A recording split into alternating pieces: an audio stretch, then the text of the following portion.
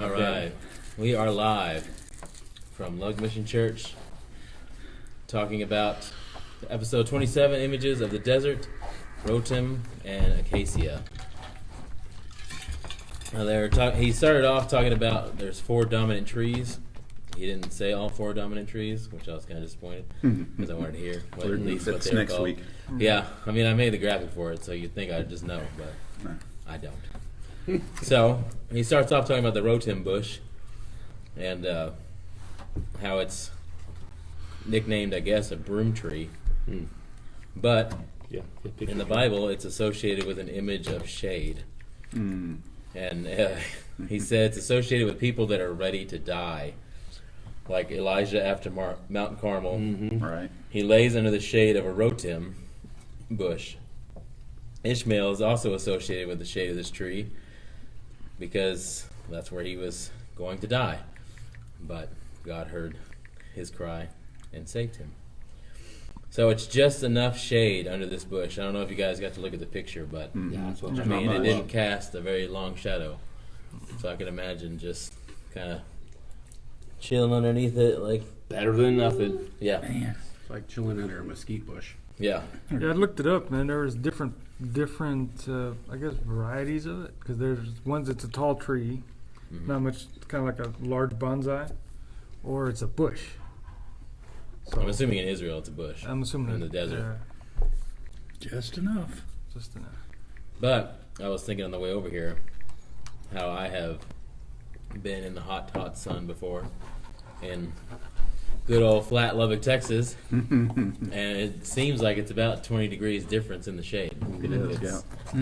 1,000 degrees outside, it's 980 degrees in the shade.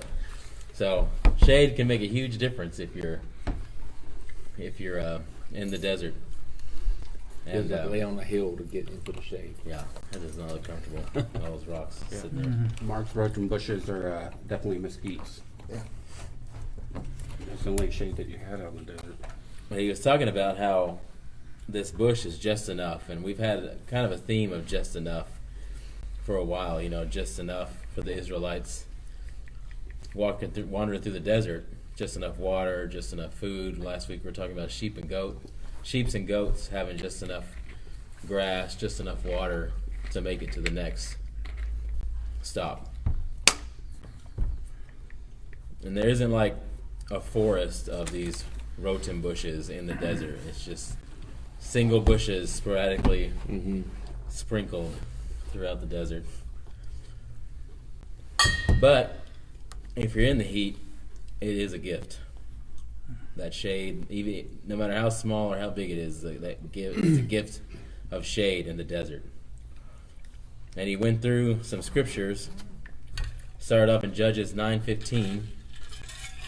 The thorn bush said to the trees, "If you really want to anoint me king over you, come and take refuge in my shade.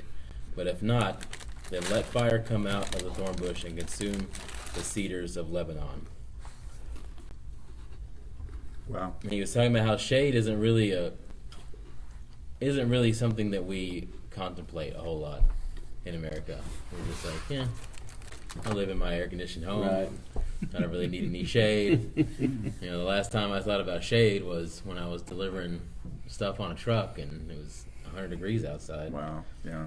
And the shade was inside the truck Yeah. where it was 110 degrees because it's hot inside the back of the truck. That's not. Well, It's something we really we take for granted. We don't really think about, Yeah. shade being a refuge.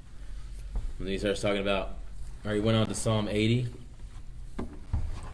verse 8 through 11. "You transplanted a vine from Egypt. You drove out the nations and planted it. You cleared the ground for it and took root and filled the land. The mountains were covered with its shade, the mighty cedars with its branches. Its branches reached as far as the sea, its shoots as far as the river." And he said how God took his people out of Egypt and transplanted them to be shade for a whole world in the desert.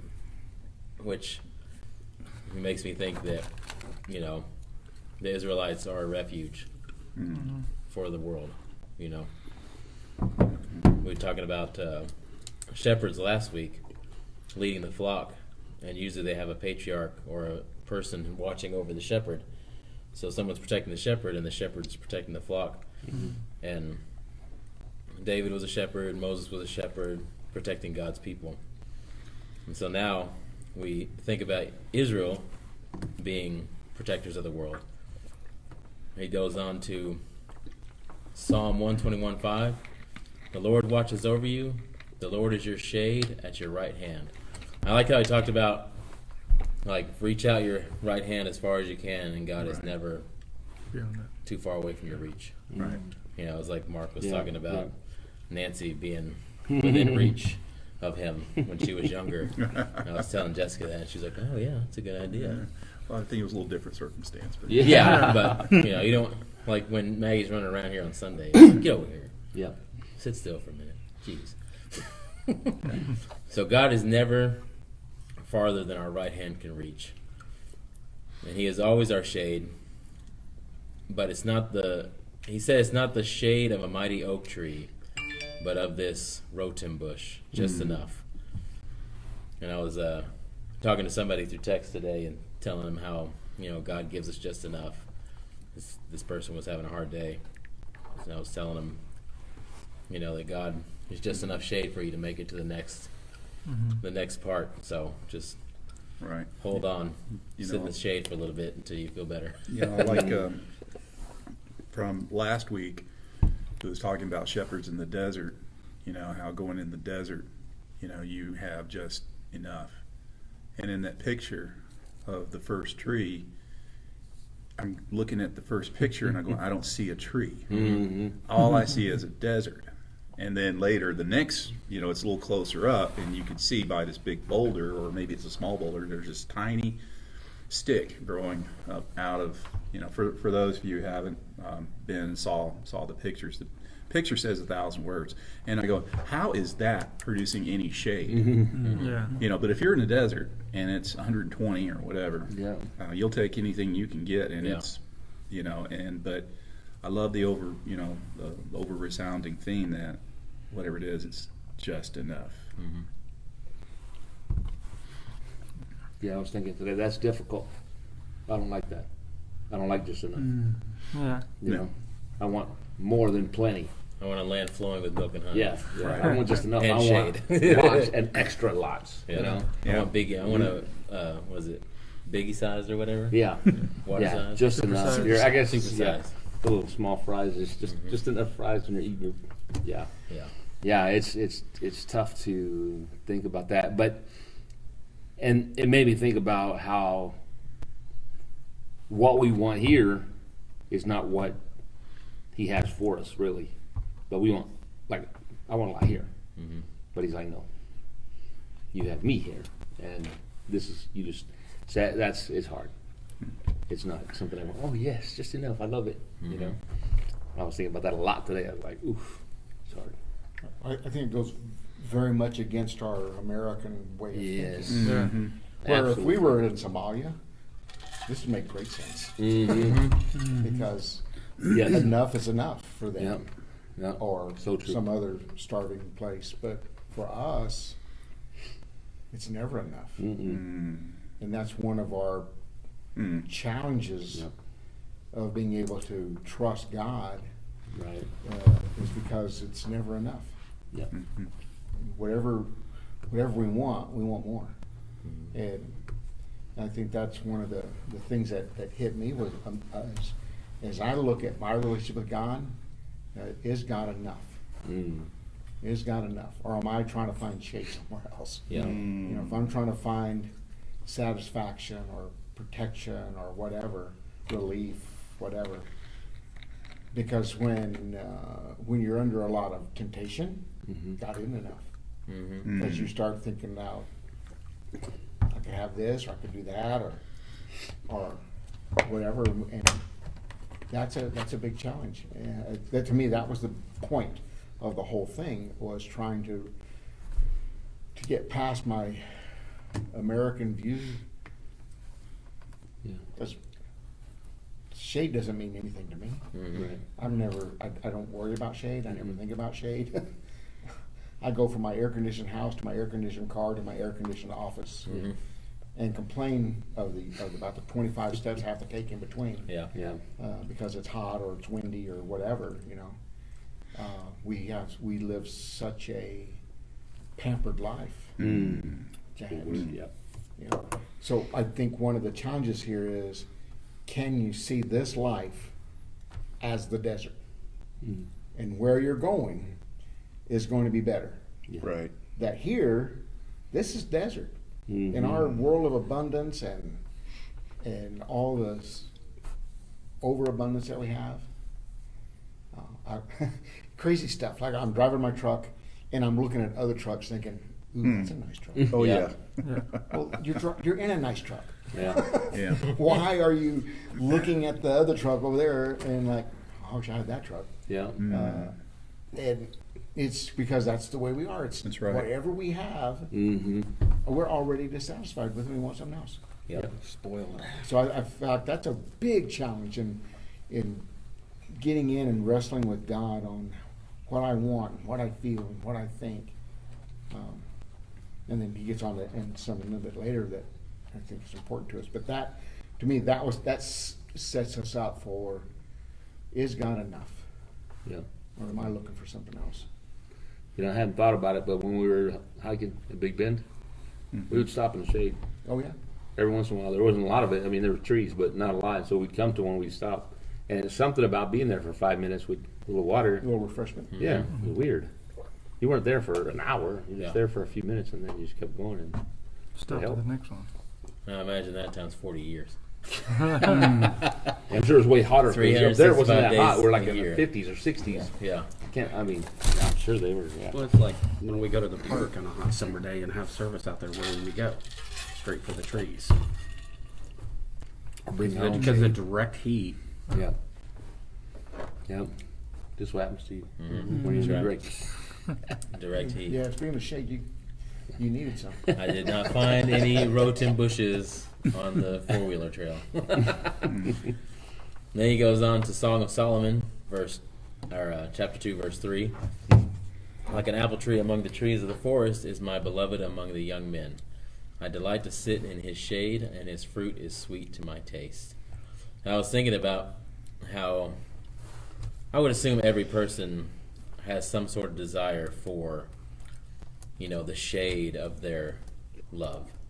It's like whoever you love, like, it's not really their shade, but just that being with them is shade to you. You come home from a hard day at work, and whoever you come home to, your kids, your spouse, your dog, whatever, it's like just being with that person, animal, whatever, is shade, is our refuge. Right.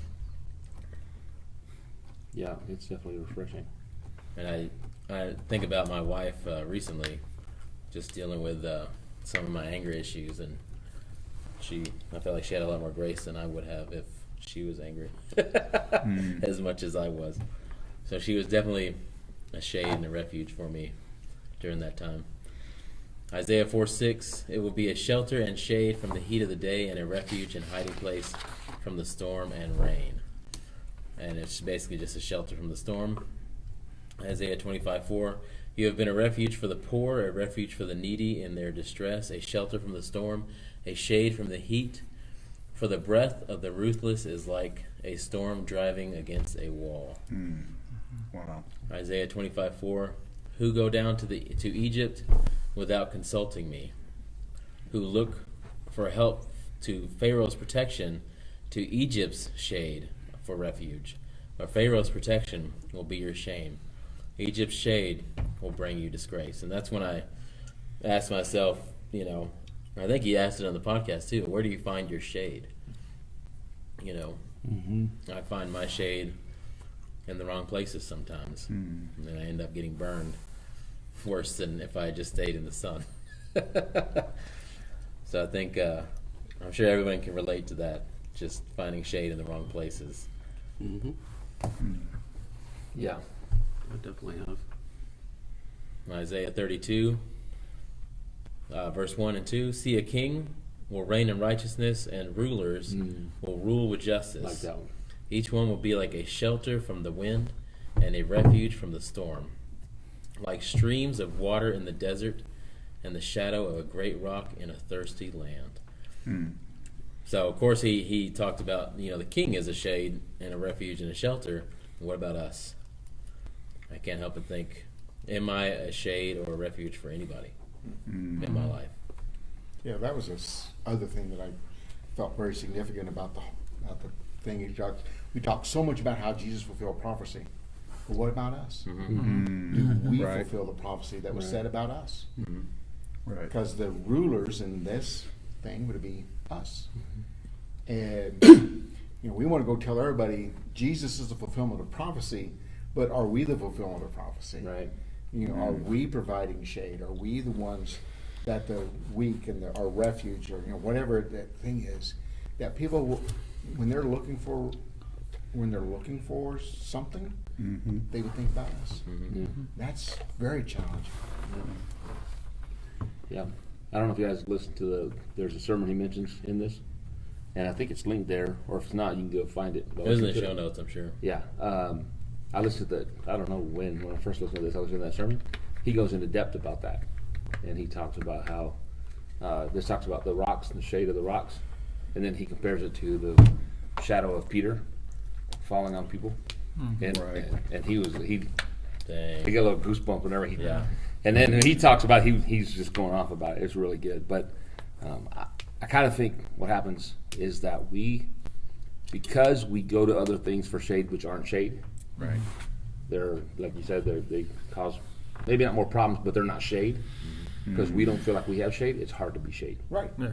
And it's like because you think about with the Legion, I think it was, he wanted to go with Jesus, and Jesus said, no, you ain't going to tell people what the Lord has done for you. And so he went and he spoke with the Decapolis and all this, but it came because he knew he had been taken care of, right? And I think when we don't go to the shade and we don't feel not taken care of, that sounds so selfish to say that, but we don't feel fulfilled or refreshed from God. Trying to help refresh other people is like, it's like if I'm in the desert, it's 110 degrees, and you're there, and I'm trying to carry you. Like, well, that's not gonna work. It just makes it worse. Yeah. So I think that's where we like, you have to do the first before you can do the second one. Right. We have to be secure that God is enough. Yeah. Then when we go talk to somebody else, we have something. We have something. And sometimes we get weird about, we want to make it about a religious debate or something. We want to throw a scripture at somebody, and they needed shade. They didn't need our wisdom, our thoughts. They needed shade. And how different it would be. There's the other book I'm reading right now. People wanted to be near Jesus. They did everything they could to be near Jesus, but do people want to be near us? Yeah. And we step back. We want to do programs and this, that, and the other, and it's more about. Well, Paul said in Thessalonians, he said we were happy to share with you the gospel of our very lives. And it's hard to share your life if what you have as life isn't enough. Right. Yeah. If you don't feel like it's enough, then you can't. Let me share something with you that I really don't believe in. Yeah. Kind of a thing. I feel like that's a real challenge for us to look at who we are and what we're about, and it all comes back to having our own thing. That started another thing. This Journey of the Soul book has a podcast to go with it, and so I listened to that today, and the whole podcast was on hope. And so hope is like shade. Yeah, totally. Okay? How do we give hope to people? How can we? Because they really tied it to the pandemic and how many people have lost hope, how many people have quit church, how many pastors want to leave the ministry now. I mean, it's just over and over again. They had all these statistics. 50%, 40% of the current church isn't going to church right now. Wow. And that's church in the big C.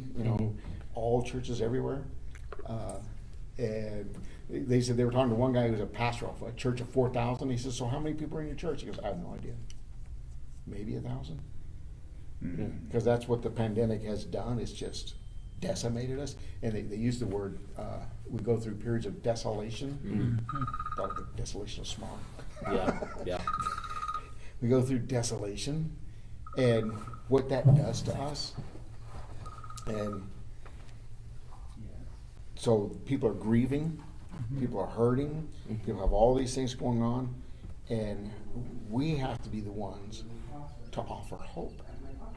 And that's going to take, I think, one, it has to start with our own security, and then we have hope to offer. Yeah. And they even said in this podcast too, you can cultivate habits of hope, which I thought was kind of cool. That is cool. Because hope is the mother of faith. Because you can't have faith if you don't have hope. Right. Yeah. And if God's not enough, then what are you hoping in?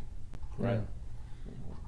And man, I think about that a lot. Just I always want more. I always want something else. Yeah.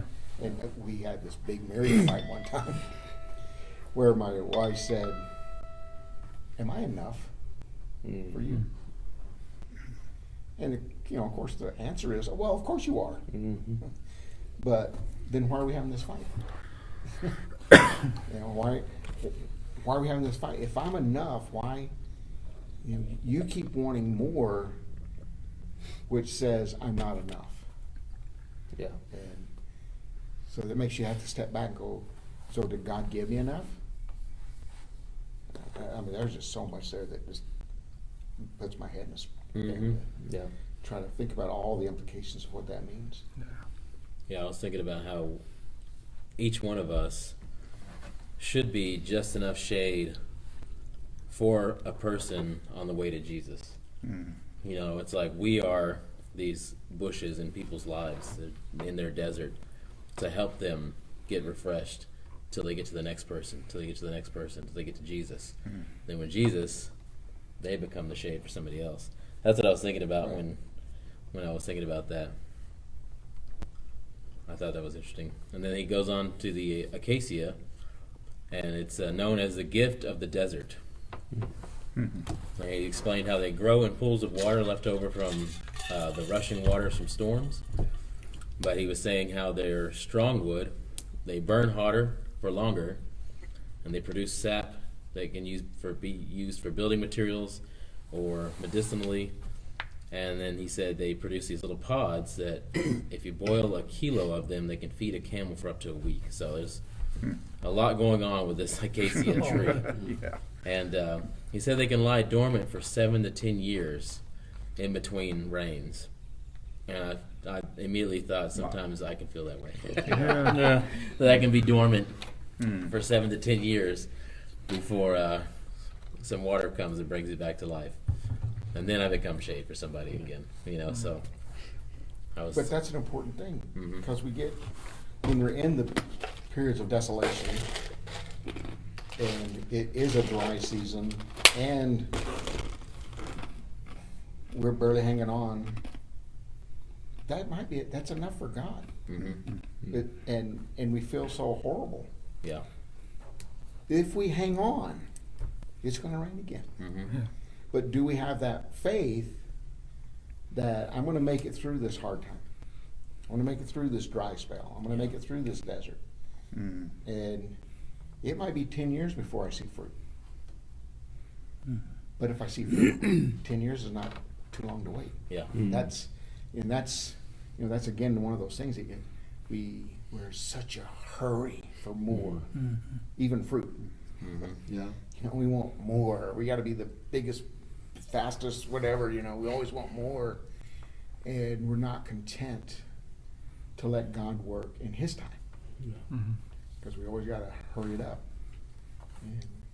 And it's just that smacks against our whole culture, our whole American idea, our whole church idea, our whole everything. If you sat around and said, "Yeah, I haven't had any fruit in 10 years," then why are you here? Yeah. Are you even faithful? Yeah. What's wrong with you? But maybe God is, you've been planting seed you won't see the fruit of. Yeah. I mean, what's that? One of the statements they talk about, faith is planting seeds of trees you'll never sit under. You know. Dang, that's perfect for this one. Yeah. We're just so enamored with abundance.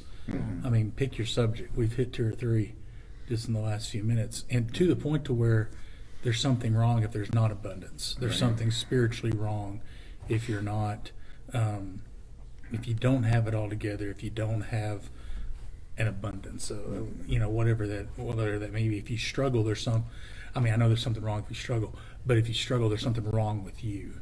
You know, you know, Jesus came because we have sin. The shepherd went after the sheep. That was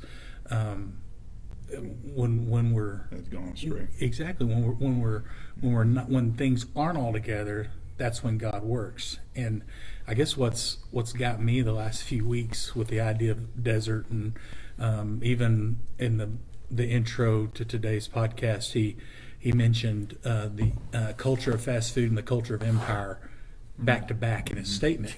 It just kind of rolled off his tongue. Yeah. And I thought, wait a minute. Okay, I get I've always, the microwave faith where everything, and then of course the empire. I never thought of them. That hits you from 2 sides. You know, that just really goofs you up if that becomes. You mentioned Somalia a while ago, just as an illustration. There's a lot of this I would understand a lot better if I didn't grow up in the U.S. in the Southwest. I mean, even with experience in other parts, in other cultures, it's still I'm embarrassed at how much I struggle with it. I really am. Yeah. Because you start kind of dinging on yourself, when things aren't exactly like you want them. So, Yeah. Right.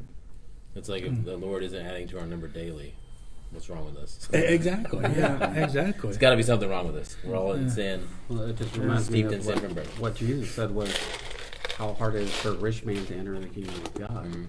And now, I kind of get an understanding why, because if you have everything you need, why do you need God? For them, their very lives depended on it day to day. The very shade that they were under kept them alive. The very pool of water that they would find kept them alive. Whatever little food they could find, they knew it was all from the hand of God. When he brought them out of Egypt, they couldn't eat the gold, but they did get to drink it. But Yeah. what they had is what they came out with, and when you run out, you're out in the middle of nowhere. And for us, we're hungry. I can walk into Market Street, and there's just, row after row and row after food. Most countries can't do that. They walk in the store and they're lucky you got bread on the shelf. Much less fresh fruit. Or they have to make it themselves. They can buy the grain, but then you got to go make it yourself. And I think it's the spoiled mentality that we have is that when we have too much, we don't have room for God. And how hard it is for a rich man to enter the kingdom of God. And for us, we're all rich men living in this country. But it's like we have to intentionally put ourselves in the desert and separate ourselves from that riches and be grateful for what we have, but to be willing to share it. But we have to intentionally make ourselves uncomfortable for us to even try to get to a place to see where we need God. Where, it's so hard to even reach out to people when I'm like, we know that you need God. We can see that you're struggling. We see that you're upset. But you feel like you don't need God because, I'm emotionally upset or whatever, but I'm just going to keep on going because, the food still keeps pouring in, the job keeps paying, and I can do what I want. So why would you need God if you have that mentality? So that's what makes it tough for people, because you look at people, and we always say, everybody's always looking for God. They're always trying to find. Not really. Not when they don't need Him. Yep. It's only when things crash, and and our whole economy could be wiped away in a moment. Yeah. And then, where is our faith going to be? Yeah. Are we going to still find the shade and reach out for God? So I think about that question a lot when Jesus returns. He said, "Will I find faith on the earth?" That was Well, I was thinking, an inconvenient virus sure made us suffer a lot. And really, it was for most of us. I know there are a lot of people that really had death and all kinds of horrible things. But for the most of us, it was inconvenient and frustrating. for sure. And that beat our faith up. I think also it's why it's important for us to go, like Mexico. Everybody that goes with us to La Misión and spends those 2 weeks there, it changes how you view the world and faith, because there in La Misión, these are dirt farmers and they got next to nothing, and we're building what we called a house would have been a shed in our backyard. It was not a house. It didn't even have running water. It was shade. It's so that's. I think it's important for us to get out of America and see what goes on in the rest of the world and be involved in what goes on in the rest of the world, so that we have more appreciation for what we have. It definitely changes things. Yeah. I've been thinking a lot about lately, for a while now, about the church in, I forget which one it is, where he told them, "You don't realize you're wretched, pitiful, poor, blind, and naked," and because he said, "You say I'm rich, I don't need anything." Yeah. And I've been thinking a lot about that, because that's exactly, I think, how we do. Right. Because the problem is we're thinking here. We're not thinking spiritually, kingdom. We're thinking here, and I think it's just so hard to get sort of. I think that stuff kind of like that really helps us a lot, because it makes us separate from the comfort we have.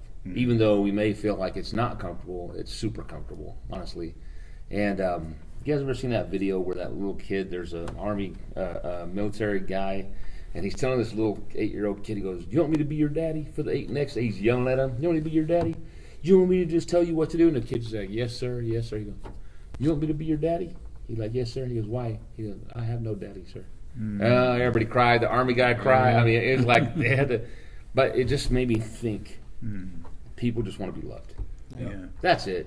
It's not that. It's not that. It's a simple concept, but it's hard to do. This concept's easy. People want to be loved. Even if you guys watched the deal last night. Oh yeah. Jesus with the guy with the leg. I won't. That got me. Yeah. In case you guys haven't seen it, I won't ruin it. seen it. But Haven't just, seen it yet, no. but Jesus, he just went out there to love the guy. And I'm like, why can't we? And it doesn't even have to be something, because I think it's easy to, I gave money to this and feel like, I'm helping, or and it's good. I'm not saying we shouldn't. That's good. I think that's good, but it's easy to sort of make that like, okay, here, that's my thing, and I feel okay about that. But can I just love people regardless of what's going on, and no matter what happens, and it's sometimes it's hard. The other day, lady that comes over here a lot, I won't mention any names, just comes by here a lot, we all know her. Yeah. Was here, and she was talking about her birthday. She had a birthday party. Not till like November. But she was already talking about it. And I was like, and sometimes you feel a little inconvenience or kind of whatever. And I was like, why? Why don't I just be encouraging? I was like, I'll come to your birthday party. She's like, you'll come to my birthday? But she was so happy. And I'm like, and if she has a party, I'll go. I'm not lying to her. But it's such a small thing. And I was like, I'm like, why do I make it so hard? I make it so difficult. But I think that's where we've got to get where we just go and we love people. And it's hard because I think I speak for me, I don't know for everybody, but it's kind of like, how? Where do I go? Just go knock on the door like, hey, I'm here to give hugs. I don't know. What does it look like? How do I get there? And so then it starts going for me. I start going, a program. Let's have a program to love people. Right. You can't. Not really. I mean, you can have it, but it doesn't change hearts. So I think it's just getting that heart of being in the community and just seeing people, and like I love the Chosen is. It's just so good because there is really just I love people. Mm-hmm. That dude was a messed up dude. He did some messed up stuff, but Jesus just, he knew, but he still loved the guy.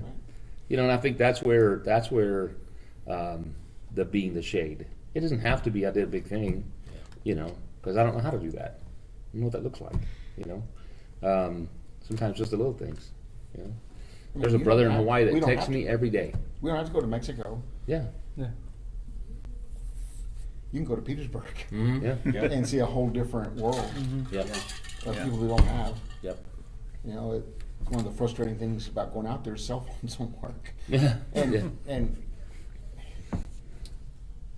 I live on my cell phone. Mm. Yeah.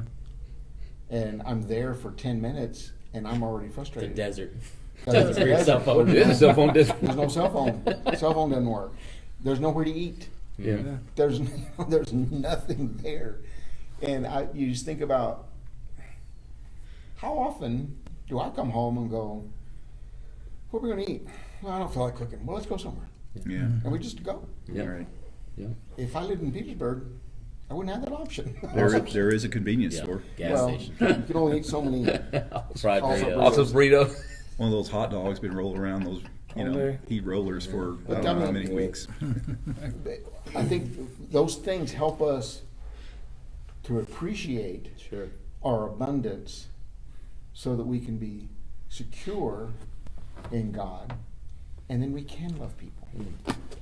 And it is the little things that really matter. Mm-hmm. My coworker came in and asked me if I had a screwdriver so we could fix his glasses, and I handed it to him. He says, "The problem is I can't see it." So I said, "Give it to me," and I fixed it for him, and he couldn't believe that I would take time out to fix the screw on his glasses. It's those little things, Right. and those are, that's nothing, But they mean a lot when you receive them, though. but when we're, but if When we never you do need the them. little things, we'll never get around to doing something really amazing, Mm. because we don't even see it. Well, I wonder too sometimes if we want to do the big things, and this is something I forget what happened. Something, and I was thinking, it made me realize it's about me. Because the big thing, if I do the big thing, usually it's about me or Look, the church. I have created or fire. the church, yeah. Or the church, something that's like about us. It's about, but those little things are not about me, And so I think I don't know what, there was something that I was thinking about doing or I had done. I was like, man, it's all about stop doing that. That's stupid. Got mad at myself, thinking that way. I'm like, and not even thinking that way, just feeling that way. I don't think through it. Oh, I'll get whatever. I just feel that way. It's frustrating. You want to slap yourself. Hmm? You want to slap yourself. Yeah. See, but that little thing is like just enough shade for that person in that moment. It's just enough. It's not just some huge thing. It's just Bought him enough new shade. glasses. Yeah, buy him new glasses. So if you think about what if they hadn't invented the cell phone, computers, or the TV? We might be better What would off. you be doing right now? Sleep. I mean, it's like I think about my great grandparents. What did they do with all their time? They didn't have TV to watch. Yeah. So what do you do? Sit around and talk. So you could either sit around Tell and stories. read, Isn't that what we're doing? talk, sit around outside and talk with your neighbors, and that's the reason why our grandparents and great grandparents were a lot more relatable to the people around them. Right. Yeah. And a lot more connections. You had to make an effort to go talk to your neighbors because you had to go outside because you didn't have AC. So you sit on your porch, you went and hung out with your neighbors. Yep. I grew up with 3 channels, Mm-hmm.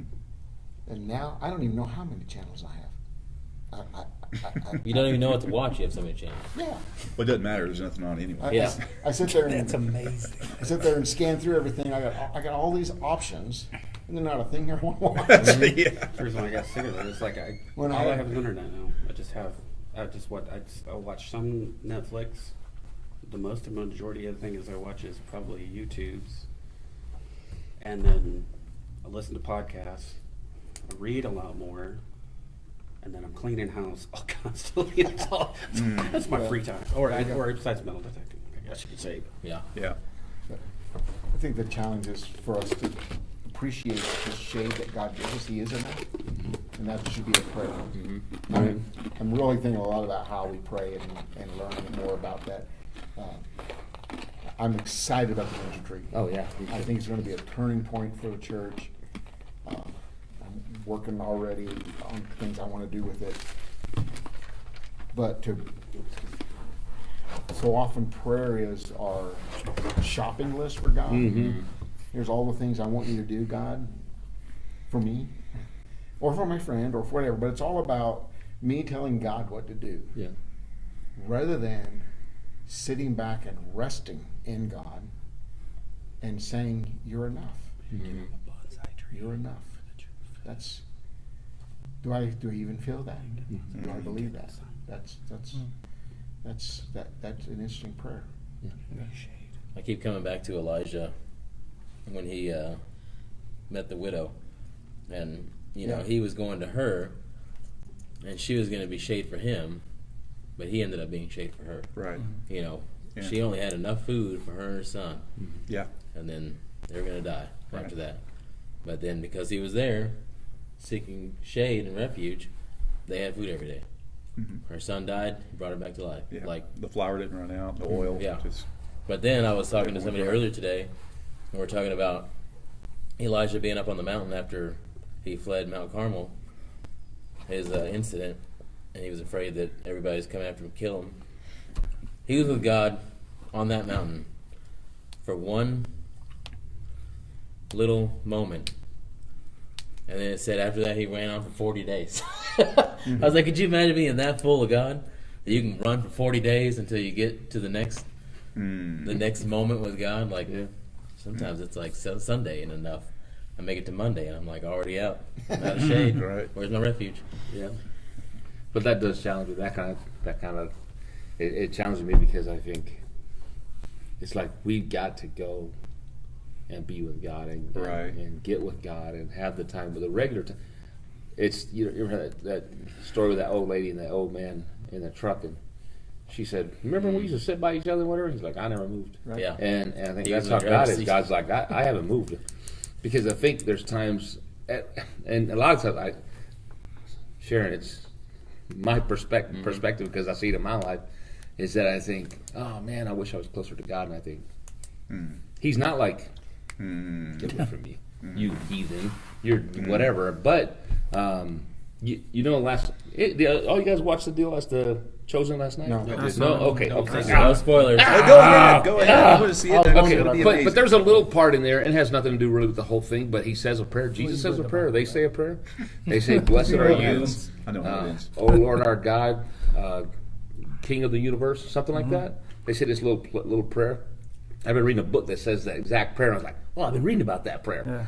But with Jews, they do these little prayers where wake up in the morning, right? And I mentioned I think one time before or something. But blessed is the one who opens our eyes. Blessed is, and the idea is just always God's presence, always being aware of God's presence. And I think, one thing that I've started trying to watch in myself is that do I get away from God's presence? I mean, He's always there, but I'll realize that I'll go a few hours and I'm like, haven't even thought about it, and so I go, okay, let me go back and say those little things. And I've been thinking about how can I incorporate that. It's just weird though, because they had that peace, Lord God of heaven, King of the universe, and the latitude. If you notice Jesus, who brings sleep to my eyes, who provides the fruit of the vine, right?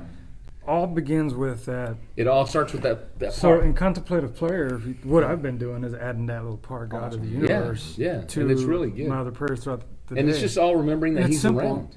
and it's not this big and I don't want to say it now, but it's not this big, loud, booming voice. It's not this great light. It's just that subtle moment. Yeah. And it's those little moments in our lives that make the difference of anything. Even to us. Yeah. Right. Yeah. It's one little gesture. Yeah. Someone brought you a cup of coffee you didn't ask for, but you were thinking, I want that cup of coffee. Yeah. Or Just a little text of encouragement, or someone posts something that gets your attention. Yeah. Those little things make the bigger difference Yeah. than these grand gestures that last only a moment. Yeah. So it's funny. The grand gesture lasts a moment, but the moment lasts longer than the gesture. Yeah. Those little prayers are good though. Yeah. I mean, because it just reminds you. It just all it is just recentering, I think, and that's what I think you've been talking about too. Is just putting ourselves back on God. All throughout the day, the little times like the one I read about was 100, not 1,000. The one I read about, they did 100 times a day, not 1,000 times a day. That sounds crazy, 1,000 times a day, but 100 times a day, just to remember God. I'm thinking, how different would I feel, would I be, if I 100 times a day shed a little prayer that's 3 seconds, 5 seconds. And I thought, so I'm trying to do it. So I was thinking about doing it like with my family, because I'm sure they do that with their families, right? They wake up in the morning and they're like, blessed is he, whatever. It feels so weird though. Yeah. My teenage daughter, I'm like, hey, blessed is he, So what I realized was this morning, it made me start thinking about, what's that song? Blessed be your name. Blessed be So your name. on the way to drop her off at school, I was singing that, and I thought, I'll sing it, and it's not weird. But it's just the intentional trying to stay connected. Yeah. One of the biggest things about the spiritual disciplines for us is it's more about awareness than it is about accomplishment. Yeah. And God's right there. He's just, Yeah. you reach out, he's there. He didn't go anywhere. Right? But we lose our awareness. And the spiritual discipline, Yeah. sometimes we focus on the discipline and forget why. Yeah, The that's purpose of the discipline. That's true. The purpose of the discipline is to build our awareness Yeah. of God who's already there. So if you're fasting, it's not so that you can go without food. It's so that you're aware of God's the one who provides for me, and He's there. Wow, that's a good point. And Good so way to remind yourself. we've got to work on our awareness, because we're a to-do people. We're all about the list, and we get so caught up in the doing that we're not aware. And So true. the biggest thing about the contemplative prayers and these different things, I sent one to my granddaughters. I sent it to you too, where it's a Oh, yeah. breathe. I like that. Breathe prayer. You breathe in. Christ delights in me, and you breathe out, and I will delight in the Lord. And if you did that you breathe in, the Lord delights in me, and I will delight in the Lord. It's just a breath prayer. And you Yeah. do that 100 times a day. Yeah. When you do those things, it changes your awareness. And I've said this before, but Cindy and I, every once in a while, will do a thing where we ask each other, so how did you see God today? You know, but when we're looking, then we can see Him Yeah. in little things. Very true. And how God protected or took care of or whatever. Went to the doctor and it wasn't as bad as we were afraid. Or there's all these things where God is there, but we are not aware. And I think the shade and the tree and all these things kind of feed into that. I think we have to recognize we're in the desert. Right. And even though we have drive-in food and whatever, we live in such abundance that Big time. but we have to realize this is the desert. Yeah. And we're going somewhere else. This isn't it's not our goal to make the world like America. Right. It's our goal to help people see Jesus so they can go to heaven. That's Yeah. a whole different thing. Yeah, there was a lesson I already did a long time ago. Probably before I was even a disciple, just coming to church. And it was something in Jeremiah, but the way it hit me, it was like we are in prison while we're in this life, and it's almost like we love it. We love being in prison. And even when we get free, we're going back to our chains. Yeah. Going right back to our prison cell. Yeah, it's like God's like, no, dude, come out. Come out of the prison. I opened the door. I took the chains off. Come out. Hang out with me. Rest with me. And then, so on the back to the podcast, the last one they talked about was Psalm 1-3. They were talking about how it had to, they think it has to be the acacia tree in this scenario. Blessed is the one who does not walk in step with the wicked, or stand in the way that sinners take, or sit in the company of mockers, but whose delight is in the law of the Lord, and who meditates on His law day and night. That person is like a tree planted by streams of water, which yields its fruit in season, and whose leaf does not wither. Whatever they do prospers. And that goes back to how we can have spiritual drought. Mm-hmm. And they talked more about, what Mark touched on, how we can plant seeds but not see any fruit for maybe 10 years or maybe ever. We may never ever see the tree that grows from that. But he was talking about how it takes work and it takes faith. So I still envision a huge oak tree by the streams of I know. water. Yeah. I'm like, nope. It's a massive not tree. that little tree, Charlie Brown Christmas tree It's not a stake. by a stream. One that you can put a tree house and build in it. Yeah. You always see the big. Imagine the roots going. Really deep. Yeah, I saw that. What was it, the Robinson Crusoe family? Or Oh, what? yeah. Yeah, the tree Swiss house. Family Yeah, Robinson. that's the type Yep. of trees. Swiss Family Robinson. Yes, Yeah. Swiss family rods. That's what I think of when I see that. When I hear that. Yeah. So, questions before we wrap up. What shades have you found rest under in the past that backfired? Have you All of been a shade or a shelter for someone else before, and are you being a shade or a shelter for someone now? I say yes because I have direct conversations with people that I'm purposely being a shade for them, and then I have conversations with people that are purposely being a shade for me. Yeah. So, works both ways. I don't know. Sometimes we have to be shade for each other. Yeah, exactly. Kind of a shady guy. That's what. That's what I was thinking. Sometimes I don't want to look back because then I see I thought I was providing shade and I was just being shady or throwing shade. Throwing shade. What does that mean? They I always mentioned think it. about it like a dirty look. They Like, mentioned It's like a it. dirty Shady look, somebody. or like someone asks you a church question not because they want to learn something, but because they want to outsmart you, making you look dumb. They're throwing shade at They're me. throwing shade Like the at you, teachers of the law tried to throw shade. But You're like a tin roof full of holes. but without being direct about it. Yeah. I see. You Okay. ain't much Throwing shade. shade. Embarrass you. I was, Passive aggressive. Yeah. I was having a generational miss. I didn't know what that meant. I thought about going to the Urban Dictionary to help pull those out, but I forgot to do that. Yeah. Throw shade, be shady. Shady means Well, I know what to be shady is. Yeah. Yeah. But I Yeah. didn't know I what throwing think shade meant. sometimes, like we're talking or the small things. I think there's times there's a guy, and I've mentioned before, but there's a guy that sends me a text just about every day from Hawaii. And he's a brother, was a roommate of mine back in Wow. 92, and he'll send me a text almost every single day. And the scripture, like he's the kind of long scripture, so I don't read all of it. I don't know if he's watching or not, but I don't read all of it because it's like an image, You do an image with it, but it's like a lot of text on it, so it's little. So I don't really read the whole Hard to read. Yeah, If it's short, I'll you read want to be it. like this? I'm like, For an what is hour. it? TLDR? Yeah, TLDR. Too long, didn't read. But he'll send me a text and he just say good morning, or he'll say good afternoon, or whatever, and I do my best to respond. Just say hey, And it's funny because he only started like last year, and I'm thinking like we're gonna go visit Mary's family in a few months, and I thought I gotta see this guy and have a meal together, hang out, because it's not like he calls and how are you doing? Can I help you? Can I whatever? He literally says, good morning, good afternoon, whatever. But it's super encouraging. Just that.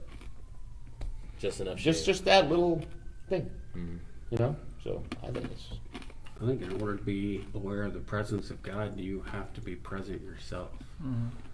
And I know for me, like at work, I can get in this mode where it's just go, go, go, go, go, go, go, go. And it's like you're living off Sure. of the programming in your mind about what you do. And I have to stop myself at times and like when I have a conversation with someone or one of the patients, stop thinking about so much about work and think about this person in front of you and be present, be here. Yeah. And because they appreciate that more than anything else when you realize that you're with them on this. You're there to help them. You're not just running off programming in your mind. And I have to do the same thing with Ava. Like when Ava's trying to get my attention, I have to stop myself from all the rest of the world that's going on and step out of that and kind of go, okay, Ava, looks like you need some attention. It looks like you just need a hug. You just, and I just have to kind of slow down the world. I think with God that's what he asks of us more than anything, is just to be present when He's present with us. Because if we're absorbed in video games or TV or projects, or we're running off our program at work, and if that's all we do, we're never present to be in His presence. So it's kind of, I have to step out of myself and just kind of stop everything. Okay, here I am, and I'm listening, and I'm with you. And you know, and it's real easy just to check out. You know, hey, I'm tired. I'm just going to watch TV and just check out from the rest of the world.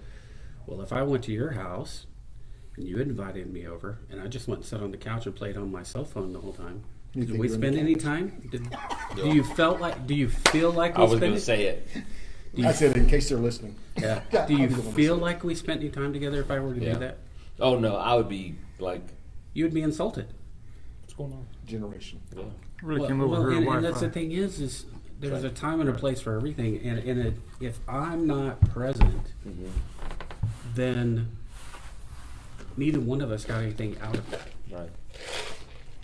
If I'm not present with God, neither one of us get anything out of it. And I think that's the thing is that I have to be intentional and step out of myself, and especially with my prayer times, quiet times, I get so much more out of it when I kind of just stop everything. Yeah. Oh, sure. And just, hey, I'm here with you. I know you're here with me. Yeah. And to be aware you are here with me, and I'm going to be here with you. Yeah. So, So being present is one way to gain some shade. yeah. And then that's when you actually stop and listen to somebody. Let's stop and listen to your coworker. Sometimes That right there, what you just said, Sometimes is our kids need shade. huge because what we tend to do, and man, I try to catch myself. Try to make sure, but man, sometimes you just go. But when we're talking, you tell a story, I tell a story. You tell a story, it reminds me. Oh, this is, instead of going, oh, really, what happened? Right. Instead of asking those questions, man. Yeah. I remember talking with a sister just a while back, and she said something, and I asked her a question about it. Boy, she just started talking about it, and I was super encouraged because I felt closer. Right. Yeah. I felt like I got to know her. Yeah. But it's so easy to just be like, Oh, that let reminds me me. tell you my Like story. it's almost like one upping, you know. And not Yeah. that I don't think we ever intend to We don't. do that. Well- It's just it's just what we do. But I think when I've tried to intentionally, and I don't know, I fail a lot of times, but when I try to intentionally stop and go, really, what happened? What was that? They're super encouraged, and I'm very encouraged. I never go, I didn't get my story. Right. I usually am more encouraged maybe than them. Yeah. You know. So I think that's That's right. It's good. listening. Yeah. Good point. Instead of waiting for your turn to talk. Good way to Yeah. good way to give shade. Yeah, yeah. Because I do that sometimes. We were present for people. We'd find ways to give shade. Yeah, Right. yeah, it's so true. I was just thinking while Ray was talking about, he was talking about being intentional. And if you're in the desert, everything you do is intentional. Yeah. Every step you take is intentional, because if you break a leg, it might be it. Like the way you dress, how Or you you get a store your scratch, food, it might be it. medicine Might you lose a carry, leg, lose how your much life. water you gave your Yeah. camels, Mhm. determine how far you get. True, very true. We're just not intentional. We're trying to get out of the desert. Yeah. That's the way I feel anyway. Trying to get out of it. I don't want to be in the desert. Be in the. What's the opposite? Wow. Oasis. We continue to Oasis. stay Egyptians Mhm. because we live in denial. But No. Oh, that was a bad Kingdoms are built in the desert. yeah. I can't get that out of my head from a few weeks ago. Yeah. That's where kingdoms are built. Yeah. Yeah, it's good stuff. But if you guys get a chance to listen to that sermon, it's really good because he talks about, I don't remember the whole thing he talks about, but one of the big things he talks about, if we want to, I forget how he puts it, but basically it's the idea of spreading his kingdom. Like spreading his kingdom. And it makes a lot of sense because when you go read him early in Mark, Jesus preached the good news of the kingdom. He didn't die yet. Jesus hadn't even died yet. Preached the good news of the kingdom. And so it's this idea that there's a new kingdom. And I know we talked about that a while back, but the sermon's really good though. Yeah. Was that it? Yep. All right. Join us next week for, what was this one? 27. 27. So next one is 28. 2 more trees. Yeah. 2 more trees. 2 more trees.